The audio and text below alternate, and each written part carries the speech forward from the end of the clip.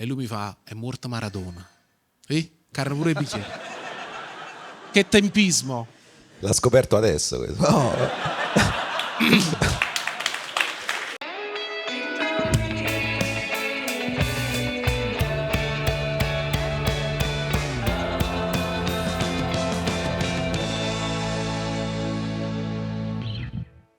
Buonasera a tutti, benvenuti a una nuova puntata di Tintoria. Applauso. E vai.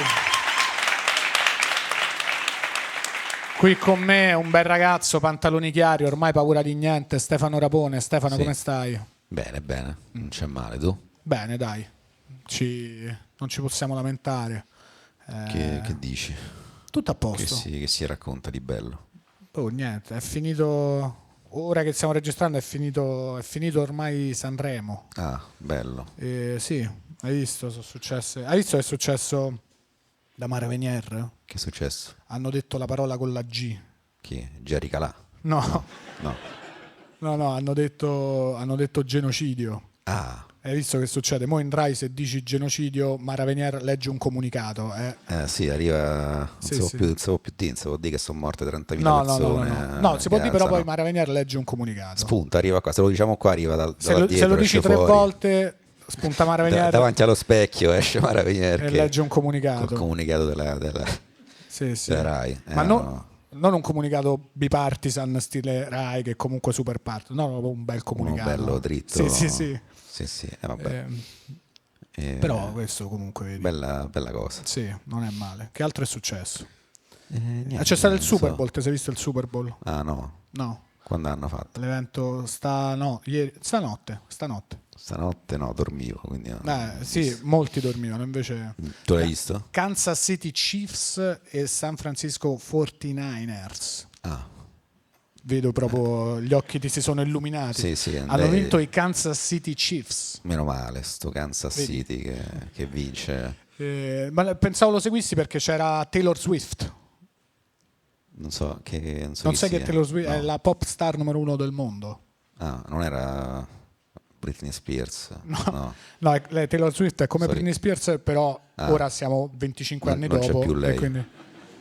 No, Britney Non Spears era- non è più la pop star del momento. E non c'era allora, che so, Christina Aguilera? Pure lei non è Non più. ha- No, mi dispiace. Alicia Keys? No, anche lei. No, non Non è più quella del momento. Entrambe, tutte professioniste straordinarie. Natalie Imbruglia. Natalie Imbruglia, lei è ancora quella del momento perché che gli vuoi Che dire? è eterna. Vabbè, Certo. quindi c'era questa nuova. Sì, c'è la Taylor Swift, perché Taylor Swift è la fidanzata di uno dei Kansas City Chiefs, che tra l'altro Travis Kelce, che c'ha un podcast insieme a suo fratello Jason, quindi sono colleghi nel podcasting oltre che nello Certo. sport, stesso livello.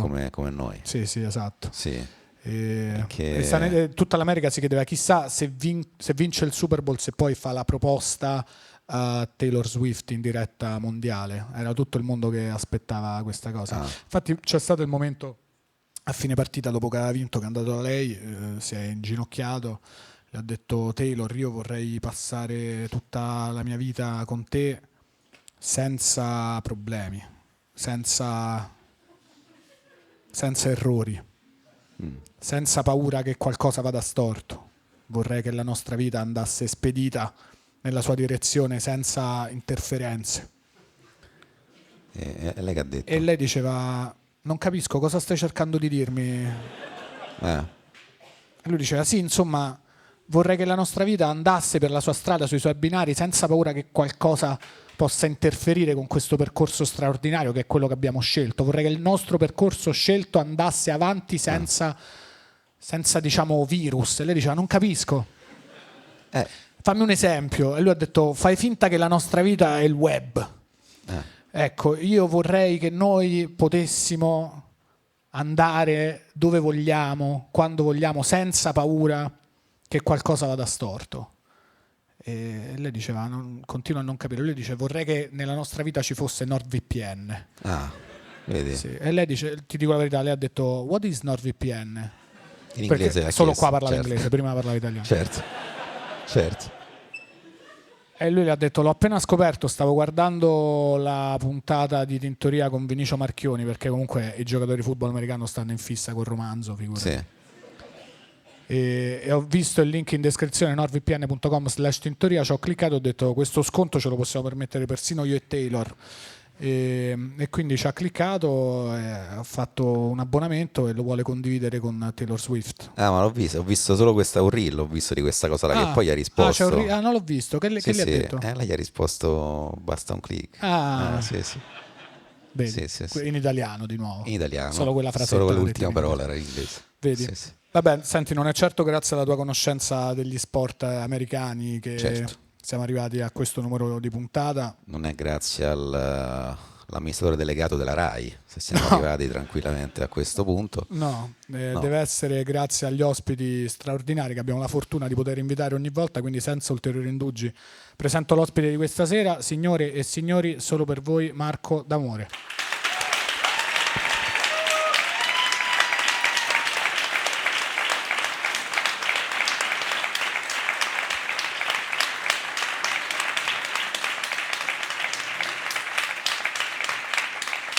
Buonasera. Buonasera.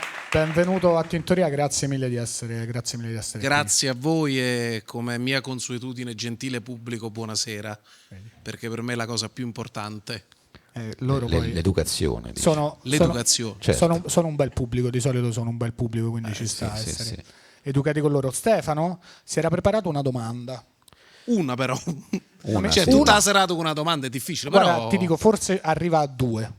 Vediamo come vediamo. E come stai? Devo dire sono abbastanza felice. Non che sia un'ambizione in generale della mia vita, però in questo periodo posso affermare di esserlo.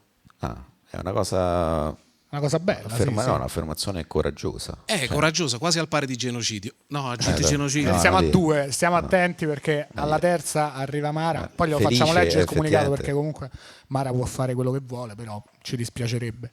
Quante persone conosci tu che sono felici? No, vabbè, qualcuna sì, però è più interessante. Cioè, sei felice? Cioè, ci sono persone felici qui. No, io vedi, c'è 3 qua. Vedi. Stai, guarda che io sono felice. Tu sei felice? Pensavi di no? No, è un po'. È un po' che sto felice. Meno male. Sì. No, però senza felici. che fosse una tua ambizione, cioè sei diventato felice, sei in un periodo felice, però hai detto non che sia una mia ambizione. No, ma nel senso che credo che ci siano dei valori che sono abbastanza sopravvalutati, no? Sono felice ora perché sto facendo una cosa che mi piace, sto portando in giro il racconto di un film rispetto al quale ho speso 2 anni di vita in cui credo molto e quindi mi sento un privilegiato in questo e questa roba mi dà un pizzico, uno spruzzo di felicità. Vedi, questo è bello, che comunque è vero che la felicità è temporanea. E Stefano, tra l'altro, c'è anche un'altra domanda legata a questo. Sì. Che hai fatto oggi? Allora, oggi ho fatto un'intervista per il film, poi ho fatto un'intervista per il film, poi mi hanno portato con una macchina a fare un'intervista per il film, poi ho registrato una piccola trasmissione televisiva in cui mi hanno intervistato per il film e adesso sono qui per questo podcast in cui in qualche modo parlerò di questo film. Ma non ne parliamo, dai. Se ne parlato tutto il giorno. Basta. Insomma, è una giornata variegata. E questo è il momento di felicità, pensa ai momenti invece. Penso quando è brutto. Quindi hai fatto un film, ci stai dicendo questa cosa? Intuiamo che hai fatto diciamo, questo messaggio subliminale ci è arrivato che hai fatto questo film. Tra l'altro io e Stefano abbiamo visto grazie ai potenti mezzi tecnologici contemporanei, ti dicevo prima che mi è piaciuto molto, quindi complimenti. Complimenti, perché comunque il film immagino scaricato. Che faccia esatto, i potenti mezzi su Emule. Allora vediamo se lo trovo. No, immagino che fare il film così, cioè in cui investi così tanto, faccia anche paura e poi il momento della promozione sia anzi forse il momento più in cui appunto stai in giro a promuoverlo, però il film l'hai fatto e quello sta là ed è un po' un limbo, immagino, cioè tra quando l'hai fatto, lo stai promuovendo, ancora non è uscito e quindi non sai, cioè tu sai com'è per te e sai com'è per me e per Stefano, però non sai ancora com'è. Però diciamo che io ho ricevuto un'educazione teatrale, nel senso che sono nato su un palcoscenico per cui il rapporto più importante e privilegiato rimane quello con il pubblico, quindi il desiderio è che lo possa vedere la gente, e allora cerco di buttare tutte le energie che ho per cercare di convincere, bisogna usare oggi questo termine, di convincere le persone ad andarlo a vedere. E allora non è una fase di sospensione, invece è una fase di enorme energia per me. Cerco in tutti i modi di far sì che questa roba che ho fatto raccolga un pubblico e che abbia un senso, se no altrimenti passa un po' la voglia. Che poi rispetto al teatro, la trappola, mi viene da pensare, del cinema è che tu comunque a teatro il pubblico ce l'hai là, cioè tu performi ogni sera per il pubblico e quindi hai il controllo di quello di come sta andando la cosa, cioè la serata va come te e gli altri attori la fate andare, mentre invece il film è quello, cioè una volta che il cinema, non credo che al cinema si prema play, però è play, il film è quello là, quindi devi mettere tutta quell'energia che a teatro metti, immagino, che a teatro metti nella performance, là la devi mettere nella fase creativa, poi di editing, e poi però non hai più il controllo sulla cosa. Questa cosa non ti fa paura? No, invece mi eccita moltissimo e mi fa scontrare con un problema che oggi riguarda tantissimo il cinema e la televisione, perché ogni volta che presenti un progetto la primissima domanda che ti fanno è: qual è il target di riferimento? Cioè, questo è un film per uomini soli, per adolescenti, per vecchie vedove? E invece io sono cresciuto con l'idea che il pubblico si può mischiare, e allora se il pubblico si mischia quello che tu dici non succede, perché il film cambia a seconda di chi lo osserva, cambia a seconda dell'estrazione sociale, dell'età, cambia da tanti punti di vista, e quindi a me piace ragionare in questi termini, mi piace che quello che affronto sia aperto, sia un po' come l'aria, e che non abbia l'ambizione di avere un target di riferimento, ma che si rivolga agli esseri umani, che siano giovani, vecchi, ricchi, poveri, intellettuali, a terza media, cioè non mi interessa, ciascuno ha la possibilità di intercettarlo a seconda di quello che è, questo mi interessa. Io ripartirei un attimo dalla formazione teatrale, perché nel film c'è Tony Servillo e noi studiando abbiamo visto che nella tua prima, o comunque nella prima che abbiamo trovato noi, compagnia teatrale, quando interpretavi le avventure di Pinocchio, era una compagnia, forse proprio la compagnia di Tony Servillo, cioè adesso non so come funzioni dal punto di vista teatrale. Quindi intanto c'è una domanda: nelle avventure di Pinocchio tu che ruolo avevi? Allora, Le avventure di Pinocchio è il primo spettacolo che ho fatto con la compagnia di Tony, che si chiama Teatri Uniti, si chiamava, perché quest'anno questa esperienza è finita dopo 35 anni, e io avevo 18 anni e Tony aveva l'età che io ho oggi, quindi aveva forse un paio d'anni più di me, 44, 43. E facevo tanti piccoli ruoli, facevo l'amico di Lucignolo che costa la galera a Pinocchio, perché è quello che prende la librata e poi Pinocchio va in galera, facevo un gendarme che a un certo punto libera Pinocchio dalla prigione, facevo il pappagallo, e poi era uno spettacolo molto vivo, quindi facevamo tante cose insieme, facevo l'ombra nel teatro, nel Paese dei Balocchi. L'ombra è quando è l'ombra un po' sottotono, dicevano: sì. Senti, oggi fai l'ombra, che non t'ho visto molto ispirato. È magica. Sì. Come si fa l'ombra? È perché c'era un velatino e quindi il pubblico non vedeva il palcoscenico, c'era questo velatino, amen, e c'erano delle luci per cui a seconda della distanza che prendevamo dal velatino le nostre ombre diventavano piccolissime o enormi, e il regista, che era Andrea Renzi, aveva raccontato così il teatro, il Paese dei Balocchi. E poi dopo più o meno dopo questa esperienza, a un certo punto parti e dici: sai che faccio? Vado a Milano, vado a fare proprio la formazione accademica, e c'avevi più o meno 20 anni quel periodo là. Quindi tu hai fatto il fuorisede a Milano nell'età del fuorisedismo, ma tu studiavi recitazione, quindi peggio che essere fuorisede, cioè le prospettive ancora peggiori. Totalmente. E quindi con che spirito si va a Milano a dire faccio l'attore, che veramente è una cosa che è più facile che vada male che vada bene, cioè nel senso è una bella scommessa. No, ma poi soprattutto al tempo, perché parliamo di 23 anni fa, quando sono partito per Milano, e quindi non c'erano social, non c'erano, non lo so, scuole di danza o di canto in televisione, non c'erano i talent. E quindi per un ragazzo di provincia dire vado a fare l'attore, vado a studiare il teatro era sintomo di follia totale, quindi anche i miei amici con i quali lavoravo in piccole compagnie mi dicevano si pazzo, cioè fare il teatro è un hobby, poi trovati un lavoro serio. E sono stati anni molto tosti, però belli anche per quello, perché la scuola è una scuola vera, molto impegnativa, 6 giorni alla settimana, dalle 8:30 del mattino alle 6:30 di sera, con una richiesta ovviamente totale di ossessione proprio sul tema, e però poi con la necessità di sopravvivere, quindi di trovarti un lavoro a Milano, di campare. Però io sono proprio devoto a quegli anni, cioè mi hanno formato in una maniera incredibile e ancora oggi mi fanno fare i conti con la normalità della vita a cui io mi attacco fortemente, diciamo, senza troppe vanità o grilli per la testa, oppure sentimenti di sentirsi speciali solo perché si fa questo mestiere. Cioè c'è una dimensione che sia l'esperienza con Tony che la scuola mi hanno restituito, che è molto quasi intima, molto individuale del mestiere.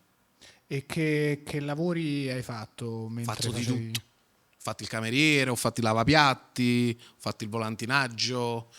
Con 3 amici la domenica andavamo al Duomo a fare clownerie di strada, ho fatto il babysitter. Insomma, ci ho fatto parecchie cusarelle. Clownerie di strada. Facevamo insieme. Quindi Cioè, nel senso, non sapevamo fare niente, però ci truccavamo, pigliavamo i vestiti della scuola, un vecchio cilindro, qualche vestito strano, andavamo a raccontare barzellette, facevamo i cretini, la gente rideva, stavamo a cappello e ci davano qualcosa e tiravamo su un po' di soldini. Senti, aspetta, io c'ho un attimo l'incubo da Gino Paoli con la cosa del microfono. Si sente bene perché ok, no, che c'era Gino Paoli che faceva. Non l'ho visto, Così, quindi però a Gino Paolo che ci vuoi dicere? no, infatti Gino Paoli- niente, avevamo ingaggiato Ottavio che Cioè, si è preso tutte. che faceva, quindi c'ho la cosa. Sì, sì. Ma tu quindi c'è già da quando è che hai deciso di voler fare l'attore? C'era Guarda, io ora pago le subito? tasse da quando ho 16 anni. Ho firmato il mio primo contratto a 16 anni ed è da quel tempo che pago le tasse allo Stato. Quindi conto i miei anni di teatro, di cinema, insomma, d'arte dal primo giorno in cui ho pagato il primo F24. Ammazza, Questo- già te pagavano bene a 16 anni comunque. Cioè. Era una compagnia che lavorava tantissimo. Mi ricordo che prendevo 70.000 lire per le prove e 100.000 lire a recita. Ed era un teatro enorme, da 350 posti, e loro facevano 5-6 spettacoli all'anno. Ogni spettacolo faceva 2 settimane di replica, sempre strapieni, tutta la gente del quartiere veniva. Sì, guadagnavamo bene. Ma è come ti è venuto in mente però di farlo? Cioè, come hai fatto a sapere voglio fare questo mestiere?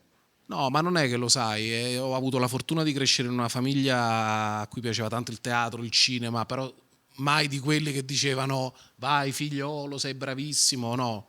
Era tutto molto così, molto fruibile. E poi ci sono stati degli incontri, delle situazioni anche un po' particolari che hanno agevolato la cosa. Ho sempre suonato e cantato da ragazzino, quella era la mia grande passione. Poi ho cominciato a recitare in un piccolo gruppo, da lì mi è venuta proprio l'arrapamento per sta roba. E poi appunto gli incontri, a 16 anni sono entrato in questa compagnia, a 18 sono entrato nella compagnia di Tony, a un certo punto ho detto si sta prendendo tutto lo spazio che ho, quindi investo tutto quello che ho in questo. Ma posso dire la cosa che mi hai detto prima mentre parlavamo? Sì.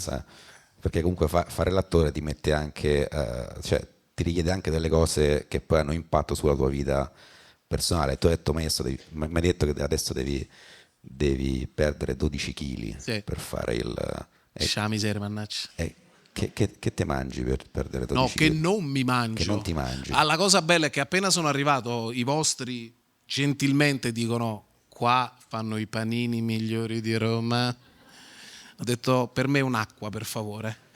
Perché stavano ingannando comunque, Sì, lo sì. sai, Però ho tutto visto il che rispetto. c'era una certa ressa poi. Sì, no, la fame fa anche questo, però è che... Infatti vedo, sto bevendo solo io. Sì, Vai, perché siamo bevi, tutti... bevi. Male. No, quindi tu, qual è il tuo regime alimentare adesso? Tipo? No, vabbè, io dall'inizio, io per la prima stagione di Gomorra ho perso 23 kg in 2 mesi. Sì. Veramente ritmi da pugile che deve Sì. andare sulla bilancia prima dell'incontro. Sì. 23 kg in 2 mesi, quasi pericoloso. Beh, sono molto seguito, ovviamente ci sono dei professionisti che ci aiutano tantissimo e poi alcuni che lavorano proprio prettamente per il cinema e quindi sono gli stessi che mi seguono anche ora, però insomma semplicissimo non è, ma lo dico soprattutto perché a me piace mangiare e quindi faccio doppia fatica, fossi uno molto più ligio invece no. Ma tipo, che hai mangiato oggi, per esempio? Allora, Stefano, questo è perché Se vogliamo, Stefano sono curioso. per il suo prossimo ruolo, Stefano adesso si è fatto alzare tantissimo il colesterolo perché Sì, devo fare uno diabetico. il ruolo di quindi uno con un mangio colesterolo solo- fuori controllo, Sì. quindi gli interessa. no, stamattina che mi sono allenato presto, prima di partire per Roma, ho mangiato 2 uova. E poi a pranzo ho mangiato pollo con finocchi arrostiti. Beh, uova come le hai mangiate? Le puoi mangiare sia sode che, come si dice, tipo omelette, ok. roba così. Sì, E tu le Strapazzate. mangiate così? sì, crude. Crude. Con tutto guscio me la faccio mangiare. Buono.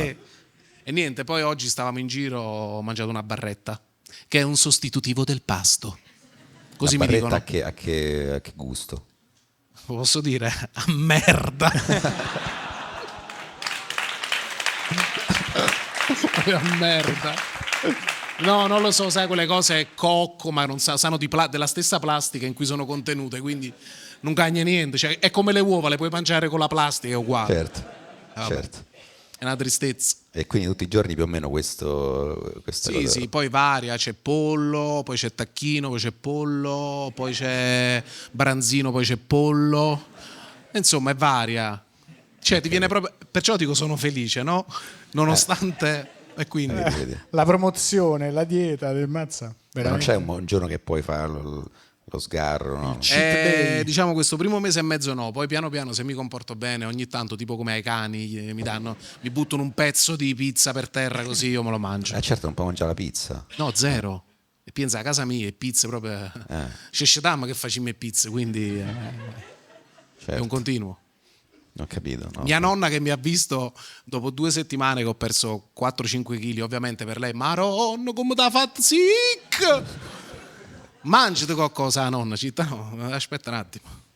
Che poi questo si collega anche a un'altra fase, prima che l'attore ti prendesse tutta la vita, tu fosti calciatore.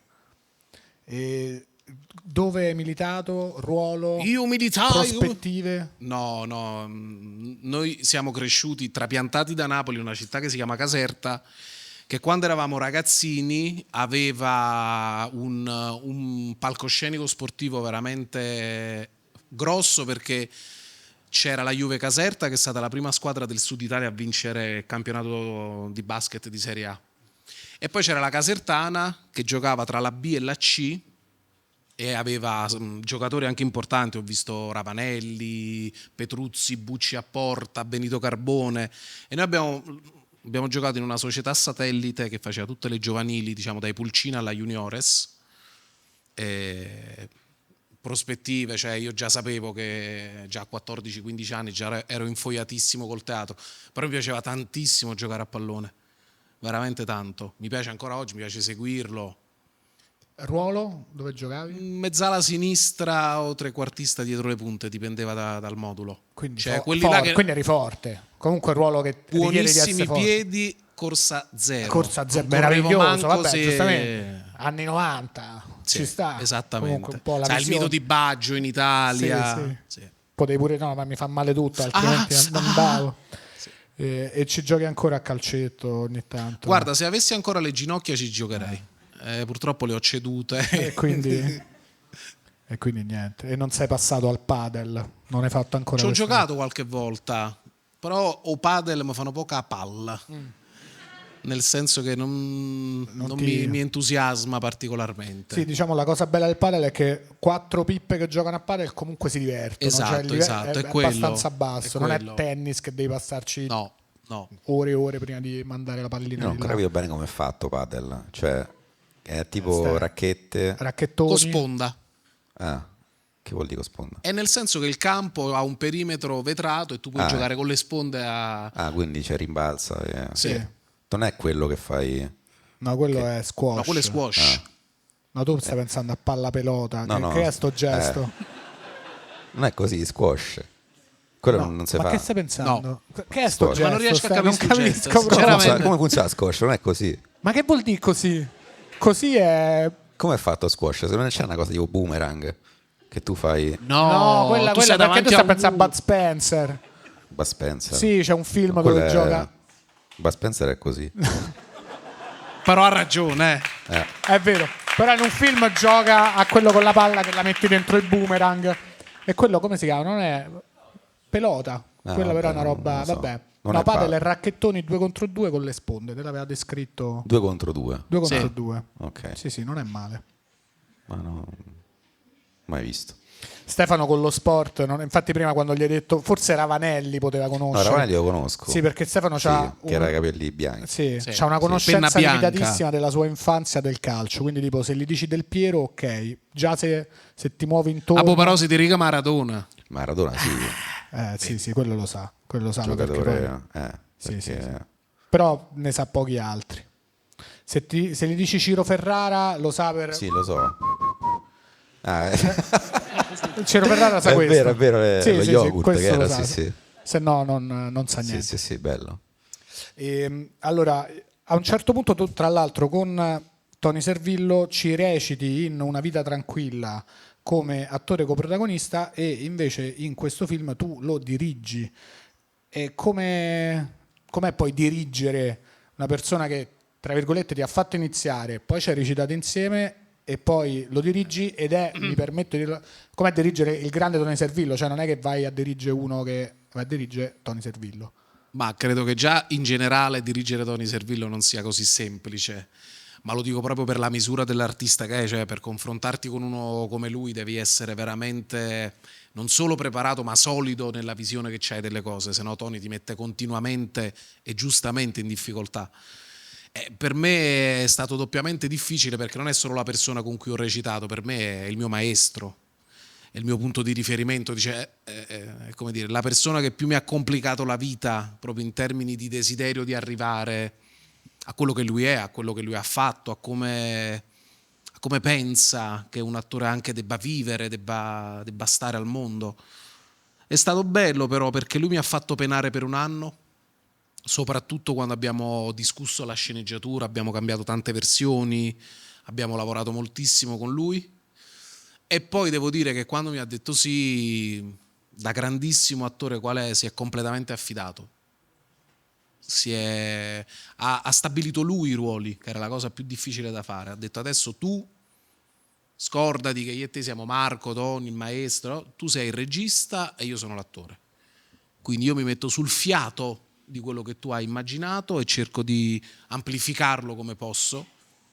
E così è stato molto bello. Tra l'altro nel film, ti dico il mio unico disappunto del film, nel film tu c'hai i capelli. Ma secondo te perché l'hai fatto? Cioè... Perché tu sei un'importante icona pelata italiana. Spero che tu lo sappia. Io lo so e tra l'altro non hai idea cosa patisco io dalla mattina alla sera. Io dovrei aprire i miei social a uno studio veramente psichiatrico perché io ricevo da 10 anni foto da tutte le parti del mondo, ma vi giuro, dall'Iran al Canada, di ragazzi ovviamente che hanno il mio stesso barbiere, ma semplicemente per quello mi dicono sono il tuo sosia. Sì, sono vabbè, il tuo sosia. Però c'è uno con un naso tanto, noi c'è qua e noi c'è là, però pelato sono il tuo sosia. Vabbè, ok, io sono il tuo sosia georgiano, io sono il tuo sosia calabrese, io sono il tuo sosia però questa cosa mi rincuora perché non lo so, magari si sentono rappresentati in questo senso, però ovviamente a me quella cosa lì, come dire, ha costruito anche un'immagine che grazie a Gomorra è diventata super iconica, quindi io ho anche un desiderio di smarcarmi proprio dall'immagine che si è costruita di me. E poi perché il personaggio in questione compie un percorso, tu l'hai visto, no? Sì. che avevo una necessità di compiere un diagramma di cambiamenti per cui se non avessi avuto i capelli, almeno rispetto all'immagine, sarebbe stato difficile. Infatti proprio lì il doppio smacco per me, cioè Hai visto? 2 capelli diversi, ho detto e che è proprio stai rinnegando tutto quello che siamo. Sì. No, però invece Ma forse in Gomorra hanno scelto te come protagonista per confondere la Camorra con Saviano. Cioè, No, io tenevo i capelli, no.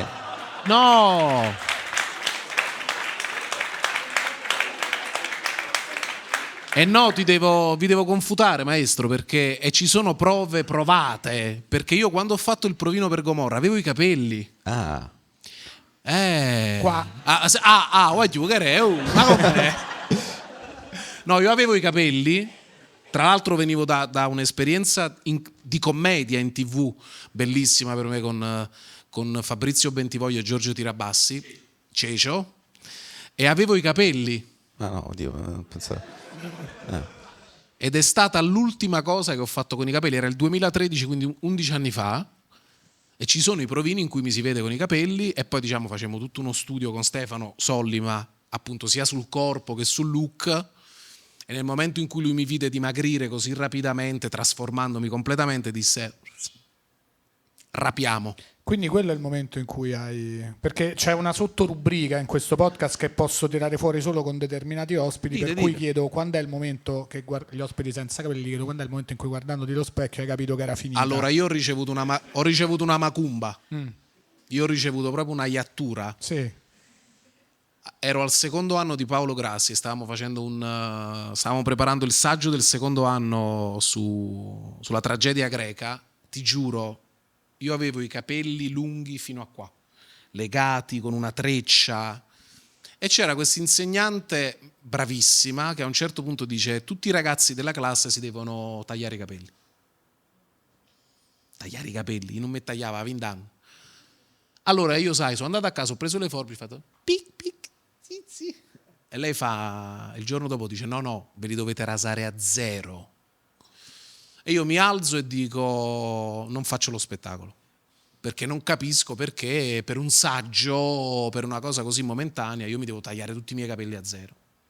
E lei dice: ok, non fai lo spettacolo, va bene. E quindi io per una settimana faccio l'uditore in classe, e a un certo punto lei mi si avvicina, era un personaggio veramente mistico, e mi dice: i tuoi capelli sono la tua maschera. Finché non ti taglierai questi capelli non uscirà mai fuori il tuo talento e la tua personalità. Madonna. Tagliati i capelli. Io me li sono rasati, ti giuro, quando li ho cominciati a far ricrescere, hanno abbiato a attaccare i capelli. Veramente una maledizione. No, e però poi se ci pensi alla coincidenza, poi il ruolo che mi ha dato più visibilità è quando era pelato completamente. Lo so, a volte cogliono i più e guardate che facendo schiuppettate, dicono a Brescia. Quindi... Scusa, non ho capito. Allora, nella bassa Brianzola erano soliti dire cogliono i più e guardate che facendo schiuppettate, cioè fanno più le occhiate, no? Le occhiatacce, che 100 schioppettate. Schioppettate, capite? È di uso comune, schioppettare, una schioppettata, schiuppetata. Coltellata? No, la fucilata, la schioppettata. No, perché hai fatto questo gesto oggi, sa. No, veramente, La questione almeno di schioppettata. No, schioppettata però. Ma schioppettata è italiano. Cioè, Voi capite schioppettata, scusate. No, tutti hanno capito. Mi criticate a me con lo squash che è così, la schioppettata è così. Schioppettata. Ma forza che le ha baionetta. Sì, esatto, una vecchia ho schioppettata. Ho visto questa cosa, vabbè. Ho capito, e quindi, vabbè, pelato. No, scusate, ho usato la parola. Lo puoi dire. Lo posso dire? Si può dire. Ho un amico pelato, mi dà il permesso che lo Però posso se dire. lo dici 3 volte ti carne i capelli pure a te. No. State accorti? Cioè, hai detto già pelato, 2 il volte. tuo idolo è pelato, veramente ci sta. Com'è? Niente.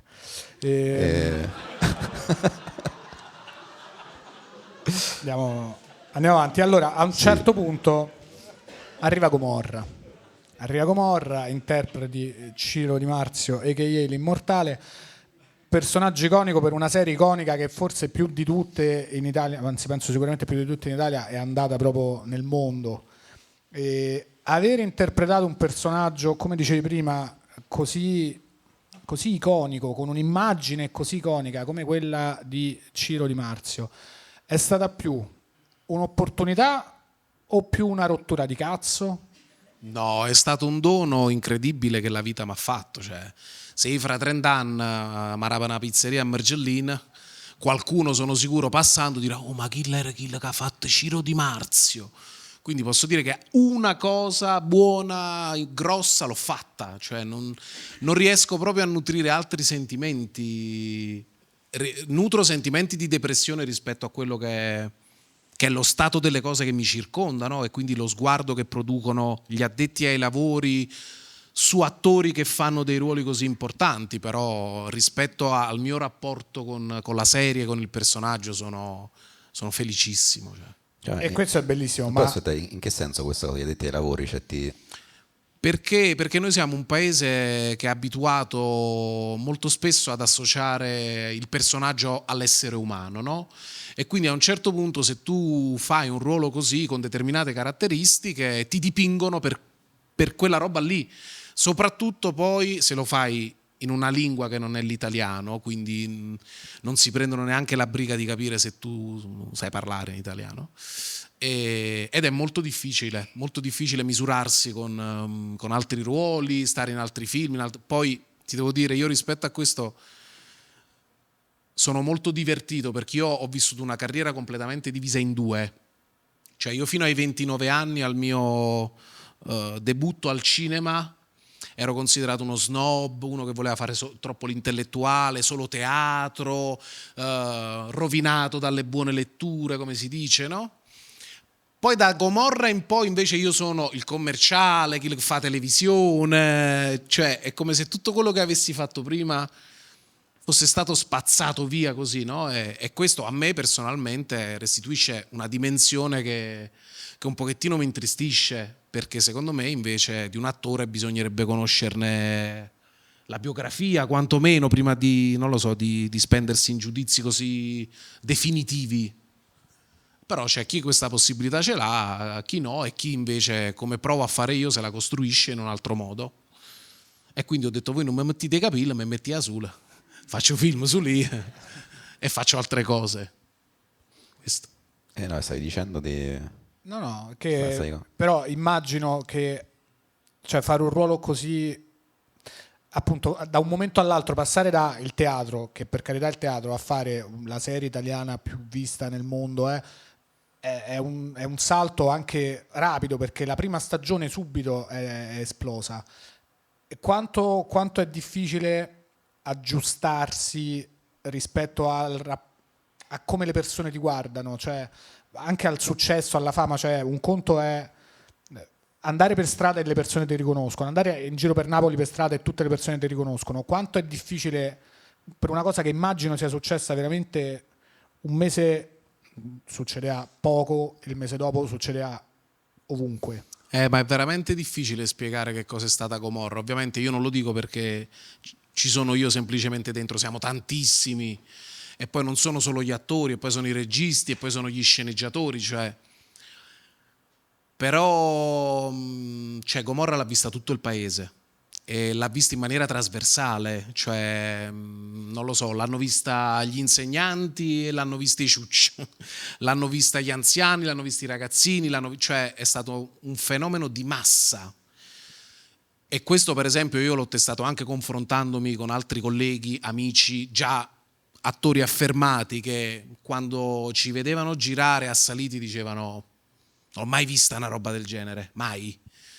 E poi Gomorra è diventato anche un fenomeno di costume, no? È entrato nel linguaggio, cioè ci pensi tu, sta senza pensiero, cioè è entrato a far parte anche di una visione che è andata molto lontano rispetto alla serie, poi è stata parodiata, farsata, replicata, imitata, e quindi devo dire che quell'impatto sulla vita è veramente difficile da gestire. Poi per me, che sono una persona molto riservata, cioè, ma molto timida anche, e quindi a volte anche non così capace di saper rispondere a quello che ritengo sia l'affetto della gente. Però insomma ti capitano delle cose. Io sto a pisciando all'autogrill e a me sono entrati mentre pisciavo, cioè io stavo così poi ci potremmo fare una foto e ho detto: guarda, se mi giro non so se ti conviene, quindi dammi un attimo almeno. ma per dirne una, e poi anche scene di isteria, cioè di massa proprio. Ebbero la malaugurata idea per Gomorra 2 di lanciare le prime 2 puntate al cinema, e io, Salvatore Esposito e qualche altro del cast fummo invitati a fare i saluti in sala in un cinema napoletano, e nessuno, senza che nessuno prevedesse un servizio ma d'ordine per noi e d'ordine delle persone, quindi a un certo punto chiamarono i carabinieri, perché noi eravamo fermi in questo foyer con 2500 persone che invece di stare in sala stavano lì, e quelli del cinema erano disperati, quindi chiamarono i carabinieri.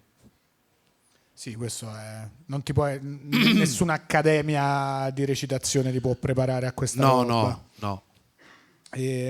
Ma invece Gomorra, che tra l'altro uno dei famosi punti di forza, non sto dicendo niente di nessuna idea mia, però era proprio che tutti i personaggi erano cattivi, cioè nel senso all'inizio, soprattutto ecco, il tuo personaggio nella prima stagione era quello per cui all'inizio uno pensava ok, forse questo è quello per cui devo simpatizzare, e invece poi no, erano tutti malvagi, complessi, però si vedeva la cattiveria dei personaggi. Però Gomorra si è comunque portata dietro delle polemiche sul fatto di rappresentare in un'opera, in una serie TV, la camorra, e quindi di, non dico romanticizzarla, però quella cosa di i giovani ragazzi vedono i personaggi criminali e voglio essere come Ciro Di Marzio. Con questa polemica tu ti ci sei mai rapportato, cioè hai mai pensato questa cosa, o comunque l'hai sempre considerato una polemica legata a quello che diciamo prima, il mondo dello spettacolo che deve dire le cose? Guarda, ti devo dire sinceramente, tutta questa roba limitrofa alla questione artistica o di intrattenimento della serie mi ha rovinato il gusto di vivermela, perché noi dal giorno zero siamo stati dentro a questo polverone tra politica, come dire, una certa fetta di critica, una certa parte di comunità civile, ed è una cosa che sta succedendo anche oggi rispetto a un fenomeno che hai citato tu, che si chiama Sanremo, e che ci ha tolto proprio il gusto e la bellezza, invece di parlare di quello che avevamo fatto in termini di lavoro, di mestiere, di confronto con dei personaggi. Non lo so, cioè, poi io sono la persona meno indicata a cui chiederla, perché ero noioso fin da ragazzino, cioè io sono cresciuto leggendo, non lo so, Goethe, Shakespeare, cioè confrontandomi con una complessità e con la natura di alcuni personaggi, per cui quel tipo di tracciato e di percorso era necessario per far arrivare dei messaggi a chi leggeva, a chi si imbatteva. E quindi quando a un certo punto mi sono trovato a dover rispondere a questa visione così bidimensionale della cosa, per cui a un certo punto mettere un cattivo in scena significava dare il cattivo esempio, mi sono sentito all'inizio proprio incapace perché ho detto, Madonna, io ho visto attori fare Macbeth, non lo so, cioè fare Giulio Cesare, tutta la sessione politica di Shakespeare, tutta la drammaturgia contemporanea dove ci sono assassini, oppure mi sono imbattuto nella bellezza del cinema americano, che ci ha raccontato un paese di, non lo so, poliziotti corrotti, narcotrafficanti, politici invischiati con la mala, e io ho sempre creduto di intercettare quella roba là. E poi ci sta una questione per cui tutto quello che viene da quella nostra bellissima terra deve sempre avere un rimando che ha a che fare con i cattivi insegnamenti e le cose brutte che invece devono essere smentite, tutto deve essere chiarissimo, per cui se un ragazzo va a cantare una canzone in napoletano, intorno si fa tutta questa costruzione di narrazione, di cattivo esempio, di gente... È veramente stancante a un certo punto, molto stancante. Io ho fatto il mio mestiere, cioè ero uno tra i tanti. Abbiamo lavorato su un progetto che aveva un punto di vista narrativo molto preciso, cioè raccontare il male dal punto di vista dei malvagi. qualora poi si potesse definire con questa nettezza chi sta nel bene e chi sta nel male. Perché vi dico, io uno dei personaggi che più mi hanno inorridito in Gomorra era la figura di un politico che entra a un certo punto in una scena e si siede in una macchina con un camorrista, con la giacca, la cravatta, una pettinatura meravigliosa, sbarbatissimo, si sentiva il profumo del suo dopo barba dal teleschermo, che a un certo punto rivolgendosi a questo camorrista dice: tu devi stare tranquillo perché sai benissimo che noi ti abbiamo sempre aiutato la tua famiglia e continueremo a farlo. Personalmente sono molto più inorridito da quel racconto del male piuttosto che da quello un po' più metropolitano e spiccio che siamo noi, no? Questo, ma non lo so se ho risposto bene, perché poi quando mi fanno questa domanda mi innervosisco sempre. No, immaginavo. Mentre la facevo ho detto certo. Scusate. Pensavo certo, mo sto a fare la domanda proprio originale. Sì. E invece dall'altro lato, mo ne faccio una ancora più stupida. Dall'altro lato c'è l'immedesimazione del lato criminale che dice finalmente qualcuno che coglie la difficoltà di questo mestiere. Sì, noi siamo diventati una soccursale Racamor. Quindi erano tutti contenti perché incentivando i giovani a delinquere loro avevano un lascia passare. No, ma sai, anche lì, cioè, non è che i camorristi vengono a dirti ah, bravo. È chiaro che no, ma nel senso che cioè trovare Gomorra nei bunker di Zaccaria e di Iovine è molto più interessante di qualsiasi altra cosa io possa dire. Cioè, sono comunque persone molto attente a quello che gli succede intorno e anche al racconto che si fa di quello che loro compiono sul nostro territorio. Sono persone molto intelligenti, perciò a me è piaciuto un certo modo di raccontare di Gomorra, perché ha messo in scena degli esseri umani profondi, con tante sfaccettature, capaci anche con la loro modestia e con la loro brutalità a essere intelligenti.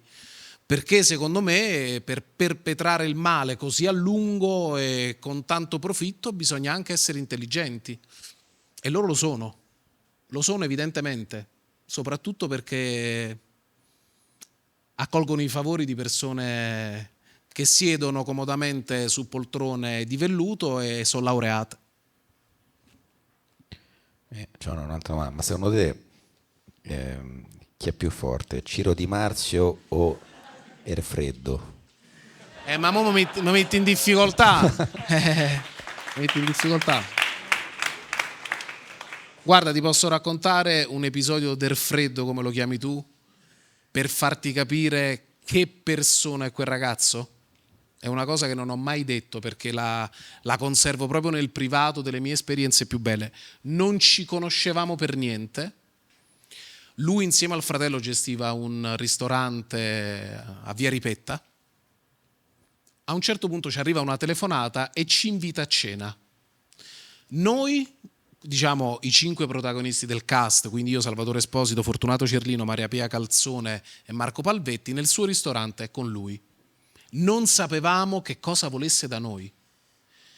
E lui è stato tutta la sera, a parte ci ha accolto in una maniera incredibile, lui ci ha detto: da domani cambierà profondamente la vostra vita. Voi sarete assaliti da una serie di cose, vi tireranno dentro a polemiche che non vi riguardano. Io vi volevo solo dire che vi sono vicino, che vi voglio bene, che non siete soli in questa cosa e che se avete bisogno di qualche consiglio, ma semplicemente perché ci siamo passati prima, siamo qua. Quindi Vinicio Marchione è sta persona qua.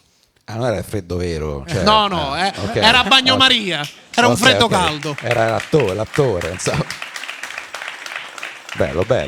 Grande Vinicio. Grande. Che tra l'altro quando è venuto ospite diceva sarebbe bello fare un multiverso. L'ho sentito, ma ci giochiamo tutti. spesso su sta roba. Effettivamente sarebbe bello, una maxi produzione con tutti quanti, però dovrebbe essere una cosa comica, cioè nel senso irrimediabilmente una cosa di azione comica, perché sennò non starebbe... Però senza dare il cattivo esempio. Esatto, una cosa... Esatto. Mi raccomando che non si dia il cattivo esempio. Ma che poi tra l'altro anche ho visto che anche Ricky Gervais era fan di Gomorra, cioè non so se anche che ha incontrato sicuramente Salvatore Esposito, non so se anche te. Guarda, io spero che prima o poi qualcuno racconti che fan, al di là del pubblico meraviglioso, ma che fan ha avuto Gomorra. Che fan ha avuto Gomorra. Cioè, è una cosa che nessuno vi ha mai raccontato, perché appunto ci sta sempre sta cappa, no? Per cui sembra che qualsiasi anche, come dire, qualsiasi altro viaggio che sia lontano dal dramma di quello che racconta la serie sia impossibile, perché se no si offende qualcuno.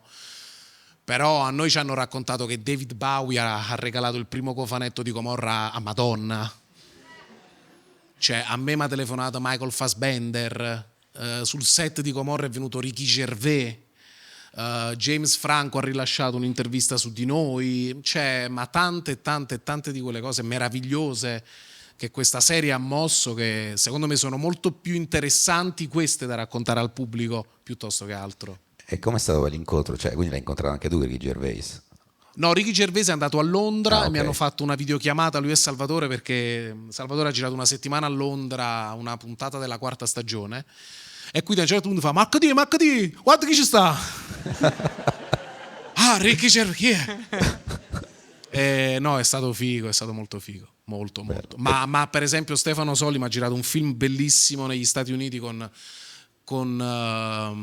Benicio del Toro e Jeff Brolin, e a un certo punto ci ha chiamato e fa guarda un po' chi ci sta qua, e loro che ci dicevano ragazzi siete fantastici. Todd Phillips, il regista di Joker, con cui io ho una piccola tradizione, visto che è andata benissimo con l'Immortale, gli mando sempre la locandina del film, e lui dopo 3 secondi mi ha risposto in bocca al lupo, non vedo l'ora di vedere il film, o volesse fare con un regista italiano, volesse vedere se mi rispondesse.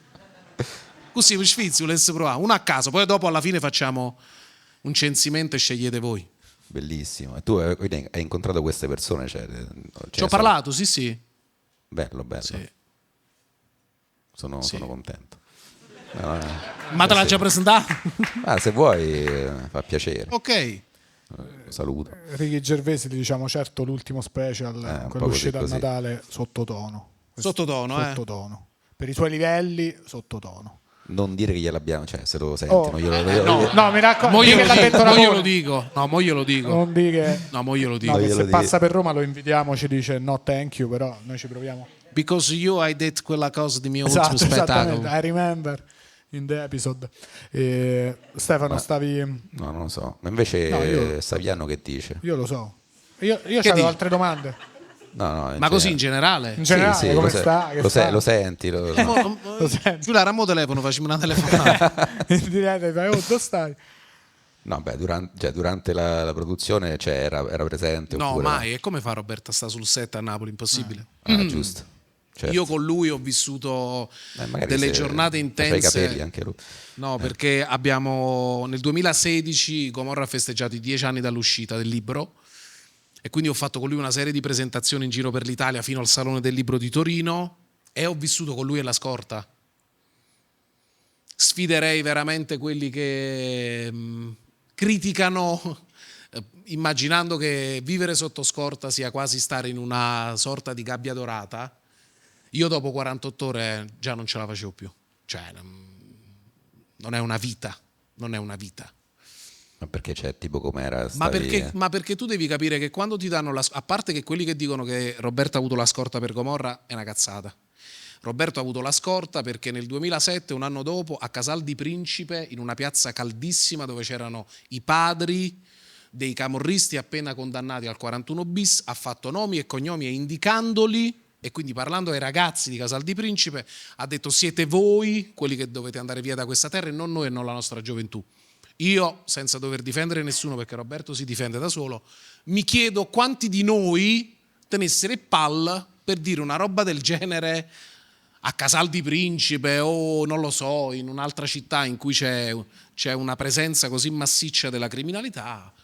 E quindi quando è sceso da lì c'era la scorta dell'ex presidente della Camera, che al tempo era Bertinotti. Lui se ne stava andando con la Vespa e gli disse: a ragazzo, vai.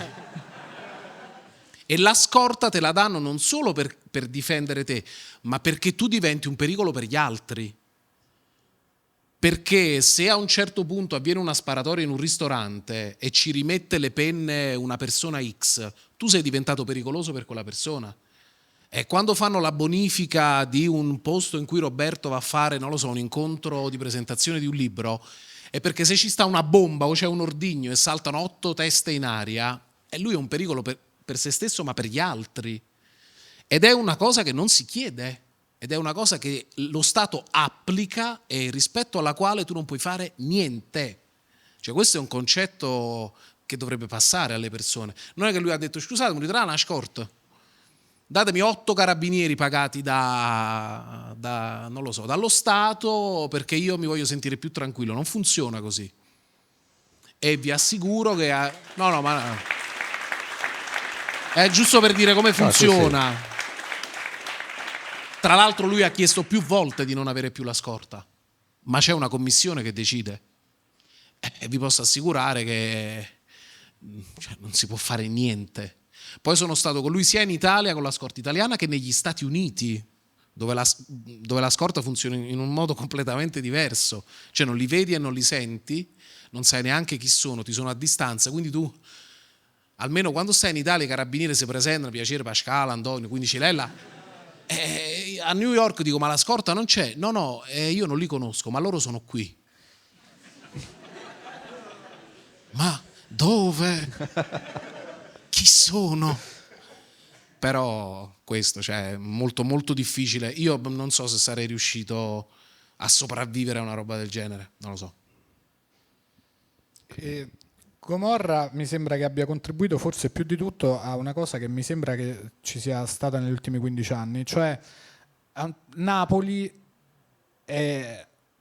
va di moda. Support. Prima Napoli non andava di moda, prima anzi Napoli era proprio la città dove si faceva punching down. Adesso Napoli, cioè Liberato, Gomorra, Sorrentino, Servillo, Saviano, No, il ma Napoli ancora che di più. vince lo scudetto, pure la morte di Maradona è una cosa che comunque... No, non parlarmi sto fatto. no, però comunque era comunque una cosa di Napoli, cioè che comunque Ti dico il mondo solo che guardava quando è Napoli. morto Maradona io stavo girando ed ero il regista. A un certo punto ho avuto il terrore che fosse morto un ragazzo sul set. No, vi giuro. Io stavo a Ponticelli, stavo facendo una messa in scena al secondo piano di una casa e sono sceso a fumare una sigaretta in un tempo in cui a un certo punto il DOP, il direttore della fotografia, mi aveva chiesto scendo e trovo 100 persone in lacrime. Io ho detto ma che cazzo è successo? E non me lo volevano dire. A un certo punto ho preso un mio amico che si chiama Peppe, che fa il macchinista, ho detto Peppe ma posso sapere che è successo? Ma è venuto a mancare qualcuno? Anche perché noi siamo stati una delle truppe a pieno regime subito post-Covid, quindi... E lui mi fa, è morto Maradona. Carne pure il bicchiere. Che tempismo. L'ha scoperto adesso questo. No.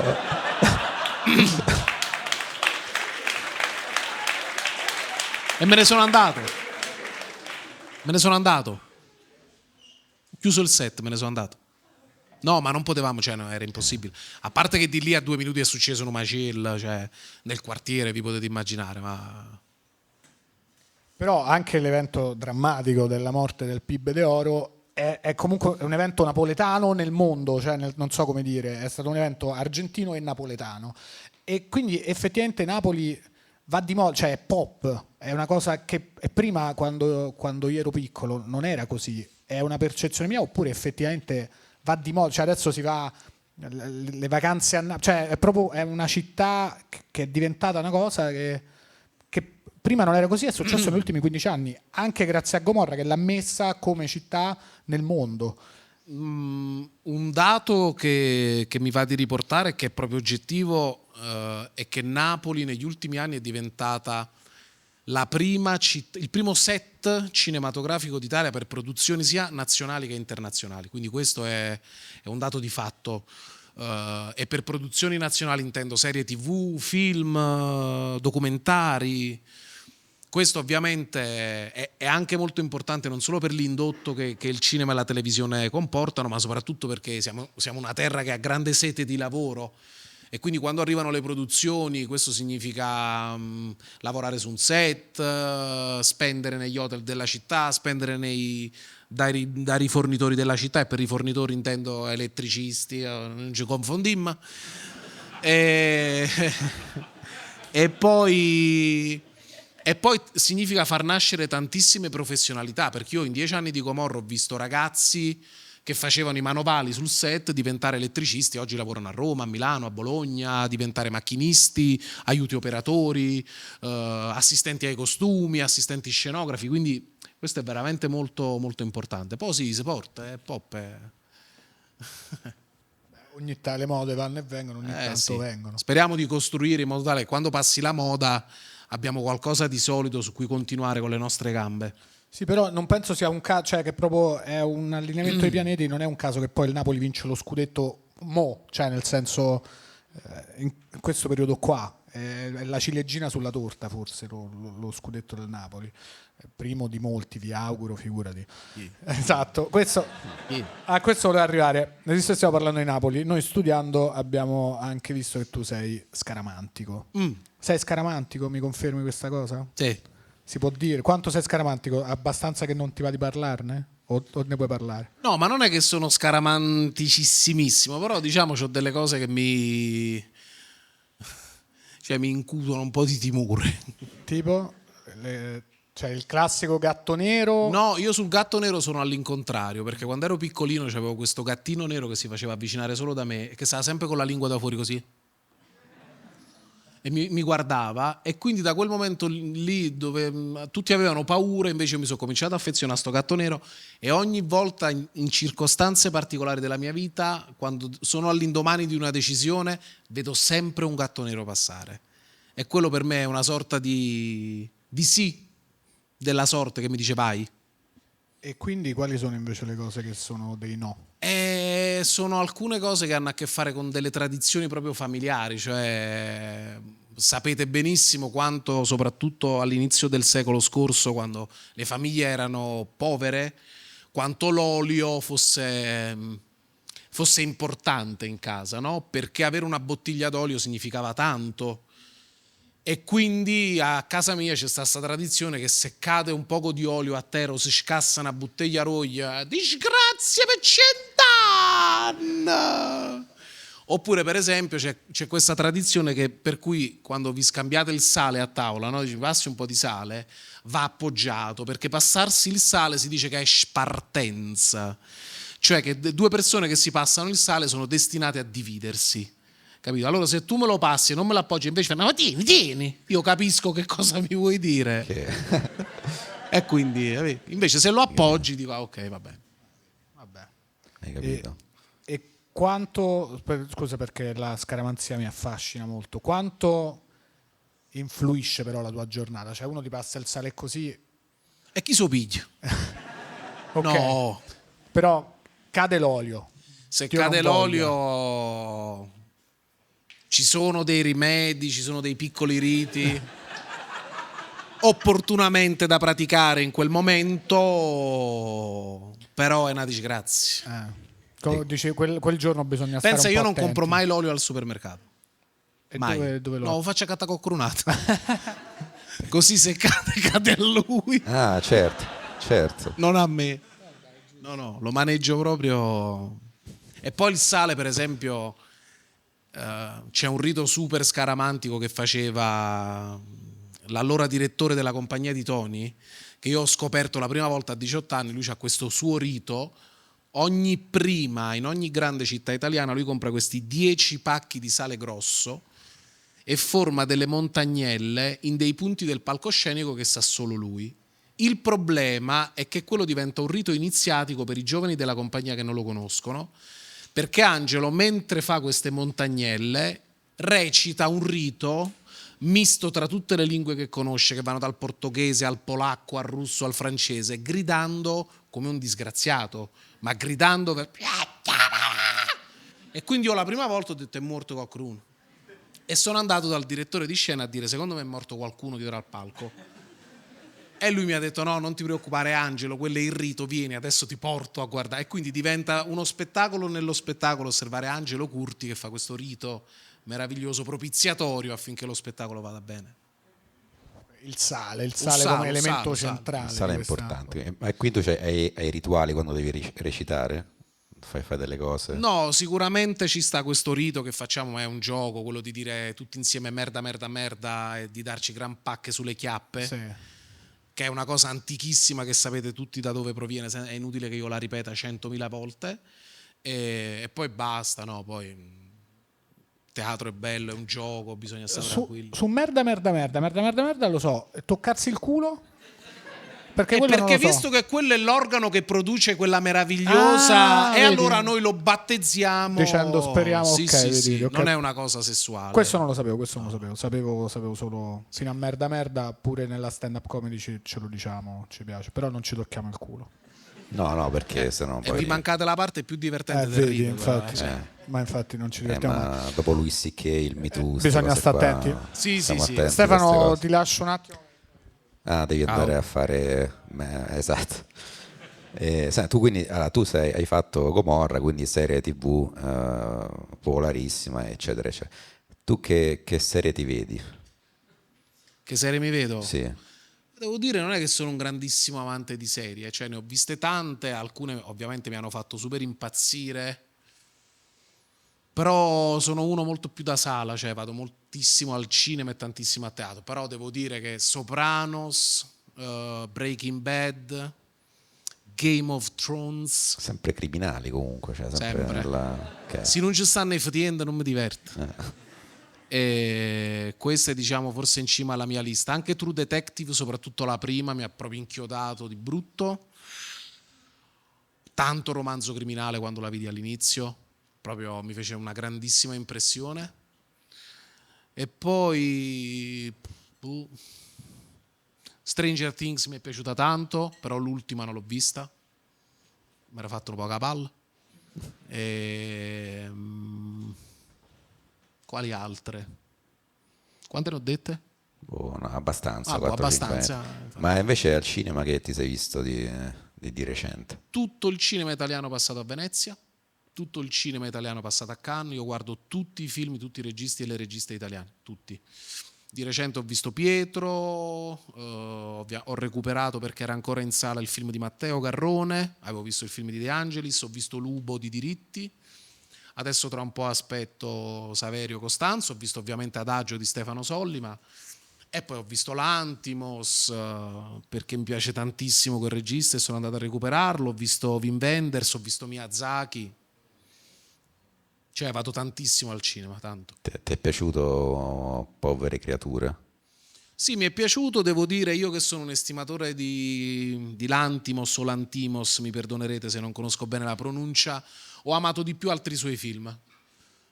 Questo l'ho inserito secondo me in un percorso che comprendo, che capisco, però cose un po' più ostiche di Lantimos e che hanno un po' più a che fare con le sue origini, con questa mistura molto particolare che lui sa dosare, secondo me, tra questa tradizione greca legata al mito, alla colpa soprattutto di cui è strapieno il suo cinema, qua l'ho trovata di meno, una fattura incredibile perché parliamo di un regista eccelso, però mi è mancata un po' quella cifra spirituale e mistica che ritrovo sempre in lui.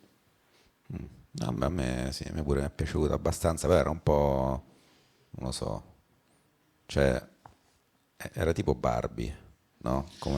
Guarda, secondo me è un po' come è un po' come come storia. l'Inarritu di secondo me è un po' come l'Inarritu di Birdman e di Revenant.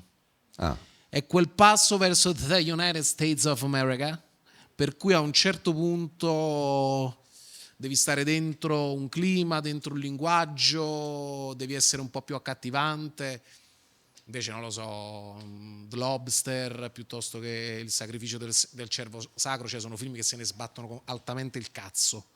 Cioè vanno dritti seguendo una direttrice che sta proprio nella sua visione, che è anche molto incomprensibile come è giusto che sia, perché poi al cinema e a teatro non è che si può capire per forza tutto con la testa, cioè rimanere scossi di fronte a una visione significa aver percepito, cioè il corpo reagisce il cuore, lo stomaco, le budella, gli organi genitali, cioè ci sono tante sfere di comprensione. Lui secondo me è uno che laddove non arriva, anche perché i suoi film sono strapieni di riferimenti alla tragedia greca, e quindi se tu non hai maturato, no? Un percorso rispetto a quei temi. È difficile che tu riesca a intercettare le figure del mito in quei personaggi, però capisci con altre cose, e questo è bellissimo secondo me, stupendo. Ti è piaciuto sto fatto, Bello, no, sì, mi ha dato molto da riflettere. Vabbè, c'è un'altra domanda. Vabbè, tu quindi hai avuto grande popolarità con Gomorra che è uscito 10 anni fa, quindi no, di più di 10 anni. No, è uscito esattamente 10 anni fa, noi però abbiamo cominciato un anno prima, nel Ok. 2013. Ma in questi anni ti è capitato di incrociare Berlusconi? Oh, non mi è mai capitato. Vedi? Non mi è mai capitato. E visto che sei di Napoli, Apicella? Nemmeno. Manco. Ah. Pensa alla mia vita che falle che ha. Capito? Cioè, può essere... Cioè io morirò e già so che dirò non hai mai incontrato a Berlusconi a Picella. Ma pure io c'ho lo stesso Cruccio, lo sai, che non ho mai incontrato, eppure eravamo contemporanei fino Sì, all'anno scorso. Sì. Vabbè. No, prego, vai, è tornato... Abbiamo alcune rubriche all'interno di questo podcast. Io chiedo a tutti quanti gli ospiti che rapporto hai, se ce l'hai, con la marijuana. Guarda, mi sono bombato di Maria pesantemente almeno fino ai 24-25 anni e l'ho fatto in maniera così eccessiva perché le droghe su me non hanno alcun effetto. Perché io sono nato con una specie di disfunzione alle capsule surrenali e qui entriamo nella sfera medica. Per favore, sigla, facciamo partire. E c'ho un esubero di cortisolo e di adrenalina, quindi è come se stessi fatto dalla mattina alla sera. Dormo 2 ore al giorno da 20 anni e non conosco stanchezza, sono uno che veramente può tirare a fare... Pensa che ho cominciato a girare quest'estate una follia sul mondo della techno e c'erano i DJ che dopo una settimana di nottate mi guardavano e a me mi chiedevano ma come cazzo fai? Perché io facevo la mattina, poi mi facevo il rave, poi il pomeriggio facevo le interviste, poi la notte ritornavo a fare le interviste senza fermarmi. E quindi dopo un po' mi sono rotto di fumare, cioè lo faccio ogni tanto in compagnia, ma divento una sorta di calumeno, non c'ha nessuna ambizione purtroppo di sballo. Però quando ti facevi un sacco di canne, un po' cioè nel senso... Sentevano poco che l'allegria, hai capito? Ok. Però a un certo punto poi mi ritrovavo in piedi mentre tutti gli altri collassavano, dormivano beatamente. Io dicevo, ma perché cazzo non funziona su di me? Che cosa ho di sbagliato? Ecco. Forse niente, cioè ti puoi fare le canne senza... Vabbè, ma che sfizi ci sta? Cioè, No, come questo hai questo scoperto? c'ha ragione, infatti No. mo... è come se ti bevi 10 litri di vino in d'embriache. Cioè, No, certo, dice uno lo non so fa, come dire. uno fuma per sta fatto, questo è sicuro. Cioè, Ma come hai scoperto questa cosa delle ghiandole? l'ho scoperta perché in uno dei miei check-up medici, perché ovviamente facendo questi diagrammi di ingrassamenti e dimagrimenti, sono andato in una clinica. Una roba tristissima. Sono andato in una clinica. A un certo punto mi hanno pagato questa settimana di clinica dove c'erano tutti questi ricchi signori e signore che dimagrivano, ci mangiavamo il brodo la sera tutti insieme alle 6:30 di pomeriggio e mi hanno fatto uno screening. A un certo punto non è una malattia ovviamente, non c'è niente di clinico, però è una cosa che mi connota e quindi io ho questo esubero di adrenalina soprattutto e di cortisolo nel corpo il cortisolo è la ragione per cui non dormo, l'adrenalina è la ragione per cui è come se stesse fatta sempre la sera frata ma Però, scusate. però quindi l'adrenalina non è come se tu fossi fatto di marijuana, bensì dell'altra sostanza di cui ti volevo chiedere, che invece nel mondo della televisione, dello spettacolo e del cinema a volte circola, che è la cocaina. Ma che cazzo stai dicendo? La cocaina gira. Così ho sentito dire, volevo chiederti Io se... non l'ho mai vista, nel senso che è sempre finita prima. Quindi non è che cioè... Non è vero che gira, chi ce l'ha se la tiene. Non gira.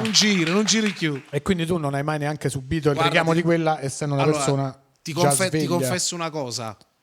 Quando ero giovane. Ma sei un pischello. Sì, dai. cazzo. Vabbè. facevo uno spettacolo con un attore anziano, fighissimo, però questo attore aveva un'abitudine, cioè lui tutte le sere, prima di andare in scena, si scolava mezza boccia di whisky. Ti giuro. Lui si metteva lì in camerino un'ora e mezza prima dello spettacolo, c'aveva questa bottiglia di whisky e si scolava mezza bottiglia. E lui mi diceva, oramai non posso più andare in scena senza. E io, sai, il ragazzino che gli adulti, no, un paio di sere e mi sono ubriacato. E sono andato in scena ubriaco e la cosa che ti fotte è che succedono delle cose fighe. E quindi tu cominci ad associare la tua performance a quella roba là. E io di quella cosa ho il terrore, perché invece una delle cose che mi tengono proprio più vivo dell'adrenalina è il rischio che si corre di sbagliare davanti al pubblico e la lucidità con cui tu vivi quel momento. E quindi io non riuscirei ad essere dipendente da nient'altro. Cioè quella è proprio... ma quella è veramente una droga. Cioè il pubblico monta. Il pubblico proprio monta. È una cosa che non vi saprei spiegare. Cioè è veramente una droga. E però io non me la sono mai voluta vivere fatto. Cioè non riuscirei. C'ho proprio il terrore di sta roba qua. C'ho il terrore. C'è anche... No, volevo chiedere una cosa. Tu quindi dormi 2 ore a notte? Stanotte ho dormito 1 ora e mezza. E che fai il resto Scrivo, ascolto musica, mi vedo film, giro per casa. Poi io, purtroppo ho un vizio, io mi fumo 200 sigarette al giorno. Fumo con mano turca. Purtroppo è bruttissimo, però è vero. Esco fuori, fumo e poi faccio una cosa che non posso fare. Scendo di notte, piglio la macchina, giro, ma che fa una passeggiata. È un gusto questo che mi posso concedere la notte. Perché ti rompono? No, non è che mi scatole, rompono, no? però è diverso. Ovviamente le persone ti fermano, ti chiacchierano, ti chiedono i selfie, i video e roba varia. Questo. E cioè, qual è le 2 ore in cui dormi? Cioè, da che ora? Guarda, dipende. Stanotte mi sono andato a coricare alle 2:30 e alle 4 già stavo sveglio. Poi io cerco di instaurare un rapporto con il me stesso quasi dormiente. Dico, fatta una mezz'oretta. Cioè mi parlo, hai capito? Dai, aspetta, non ti alzare ancora. E cerco di fare anche la voce suadente. Dai, rimani ancora un po' a letto. Come si chiama? L'ASMR? Sì. Dai Marco, dormi ancora un po', è così bello. Però dopo un po', non lo so, dondolo, faccio la cotoletta, come dicono a Milano, perché mi giro e poi mi alzo. E mio padre è uguale. Stai bene? Sì, sto Questa bene. insonnia... Io penso che a un certo punto schiatto tipo le lampadine quando si... E non me ne accorgo neanche, però fino a quel momento, cioè, sto buono. Non è... No, però è bello, io ti invidio molto, io ho il problema opposto, forse non ho queste ghiandole, forse c'ho la situazione. Vicinelle. Perché se potessi dormire 24 ore lo farei, cioè, al giorno, quindi vabbè. No, è bello. C'è un'altra rubrica all'interno di questo podcast che si chiama Cacare in discoteca, per cui noi chiediamo agli ospiti se hanno l'aneddoto di una volta in cui sono dovuti andare al bagno nel momento e nel luogo peggiori possibili. Quale luogo e momento peggiore della discoteca per pensare Dio ti prego non qui, non adesso, e invece lì, in quel momento? Allora, per esempio, questa è forse la mia più grande paura. Infatti, per esempio, al di là della dieta, se io fossi arrivato qui potendo mangiare, non avrei mangiato. Perché una cosa su cui mi sono fissato è che una volta stavo per andare in scena e mi stavo cagando addosso. È solo che stavo per entrare in scena e sono entrato in scena. Ed è stato bruttissimo, terribile. E quindi io non mangio mai quando devo andare in scena, quando devo andare sul set, ti danno quel catering schifoso che sicuro ti fa venire la sciorda e non mangio mai, mai. E c'ho un aneddoto però. Vorrei sentirlo. C'ho un aneddoto veramente... No, c'ho un aneddoto di cui vergognarsi però. Vedi tu, però se c'è un posto da raccontarlo... È questo. Siamo quasi a 200 puntate di aneddoti, quindi qui non giudichiamo, il senso di questa rubrica è proprio siamo tutti esseri umani. Ma è brutto perché sono stato veramente un infame, sono stato un super infame, cioè proprio veramente un pezzo di merda. Stavo a Londra, avevo 14 anni, sono andato a fare un college a Londra, in un college a Londra per 1 mese e mezzo, e ovviamente dal cibo napoletano al cibo londinese c'è un grande passaggio, e quindi io mi mangiavo solo hamburger e patatine. Carne a casa mia non se ne vedeva proprio, quindi mi creò un tappo, non è vero?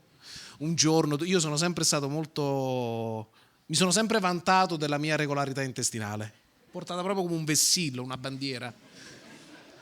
E quindi per me già 2 giorni, già è crisi nera. Io mi sono sempre, io mi vantavo, cioè, io vado a cagare a te giorno, pure 2 volte giorno. E dicevo, ma come fai? No. È giusto. È giusto. Ognuno si vanta quello che no.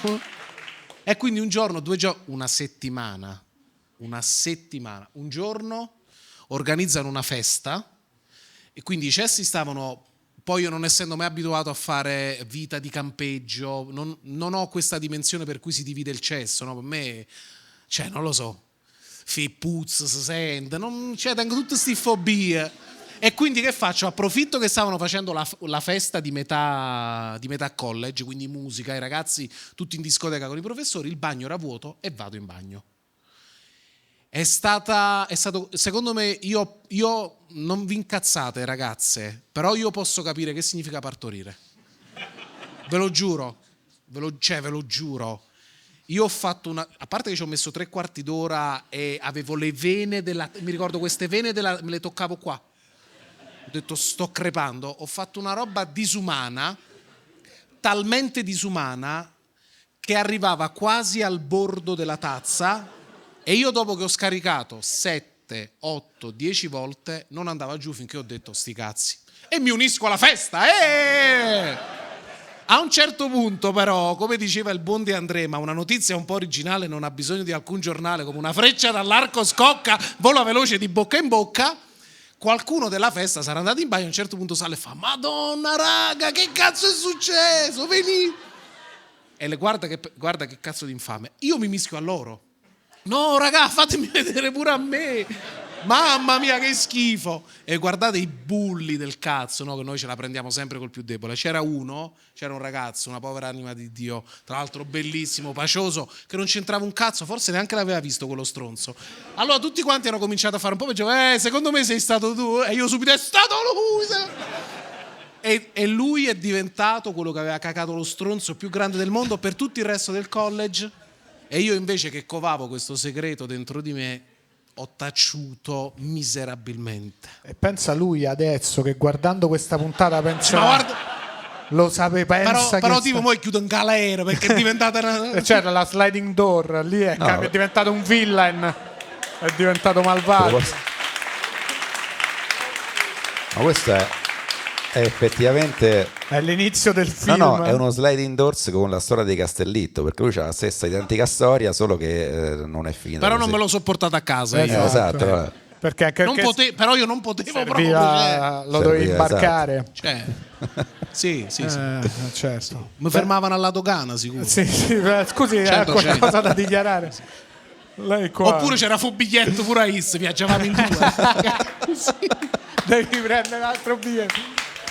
Guardi, lei deve prendere almeno un altro biglietto. Sì. Vedo che siete 2. Devo fare 2 biglietti, sì. Ma come siamo arrivati a parlare sta cacata? Guarda, è la spina dorsale del podcast. Figuriamoci il resto. Sì, no, non ti preoccupare, siamo verso la chiusura. Stefano, vuoi fare l'altra rubrica, visto che comunque... Allora, questa è una rubrica che non facciamo sempre. Il film, non voglio spoilerare niente, la prima forse parola che viene detta nel film sono due sillabe. La prima è du. La prima sillaba è du. Diciamo solo questo. Quindi noi la seconda la lasciamo intuire alle persone. Nel film comunque ci sono i fascisti. Noi facciamo una domanda ogni tanto a degli ospiti, domanda non facile. Aspetta, per curiosità, quella scena in cui lo dicevi come comincia il film? un coro, diciamo, possiamo definirlo tale.